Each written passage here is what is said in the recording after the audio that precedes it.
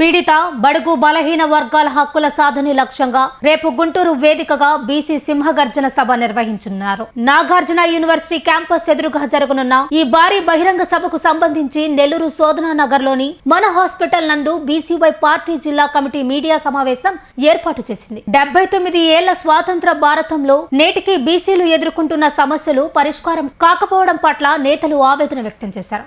బోడే రామచంద్ర యాదవ్ గలం వినిపిస్తున్న ఈ సభకు జిల్లాలోని బీసీ, ఎస్సీ, ఎస్టీ, మైనారిటీ సోదరులు భారీగా తరలివచ్చి విజయవంతం చేయాలని పిలుపునిచ్చారు. రేపు Guntur highway Nagarjuna university campus ఎదురుగా అంబేద్కర్, పూలే, మండల్, కర్పూరి ఠాగూర్ ప్రాంగణం నందు బీసీ సింహగర్జన కార్యక్రమం జరుగుతుంది. ఆ కార్యక్రమంలో భాగంగా గత 15 రోజులుగా జిల్లాలో ఉండే అన్ని గ్రామాలు, పట్టణాలు, మండలాలు, నియోజకవర్గాల్లో ఉండే ప్రతి ఒక్క బీసీ, ఎస్సీ, ఎస్టీ, మైనారిటీ కుటుంబాలని అందరినీ కలిసి కరపత్రాలు ఇచ్చి ఆహ్వానించాము. అందరూ తప్పకుండా వచ్చి కార్యక్రమం జయప్రదం చేస్తామని చెప్పారు.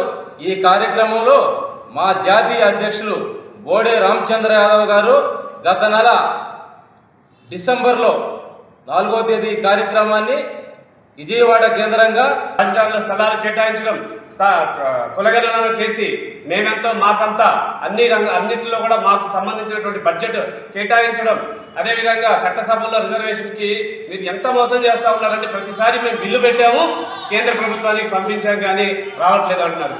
మళ్ళీ మీరు చట్టసభల్లో రిజర్వేషన్కి సంబంధించి కూడా రాష్ట్రంలో, కేంద్రంలో మీరే అధికారంలో ఉన్నారు కాబట్టి మీరు చొరవ చూపి చట్టసభల్లో రిజర్వేషన్కి కూడా ముందుకు రావాలని చెప్పి తెలియజేస్తూ, రేపు జరగబోయేటువంటి ఈ బీసీ సింహగర్జన రాష్ట్ర రాజకీయాలలో ఒక పెను సంచలనంగా మారబోతా ఉంది.